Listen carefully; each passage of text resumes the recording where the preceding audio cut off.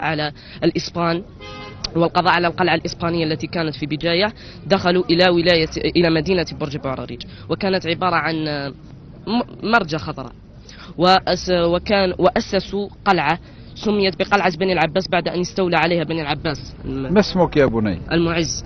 هذا الفتى المعز يعني ظاهرة حقيقة. كيف اكتسبت هذه الموهبة في الأداء يعني؟ من القراءة.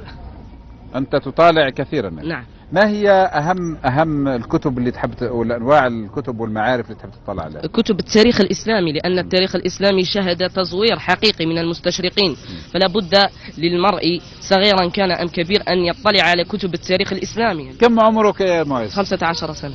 15 سنة المعز، ويطلع ويعرف جيدا تاريخ الجزائر وتاريخ العالم الإسلامي. كيف تحدثنا مثلا عن تاريخ الجزائر؟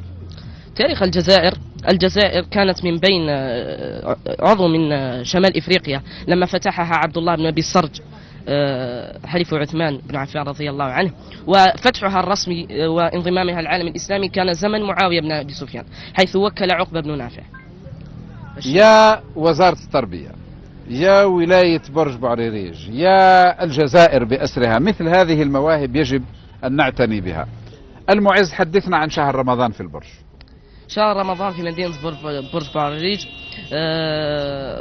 تغلبت عليه من العبادات العادات، ونحن لا ننفي بأن البرايجيون أو العائلات البرايجية تقوم بعبادات في هذا الشهر الكريم، نعم تقوم بعبادات، ولكن غلبت بعض العادات وبعض الأكلات كتقاليد وأعراف.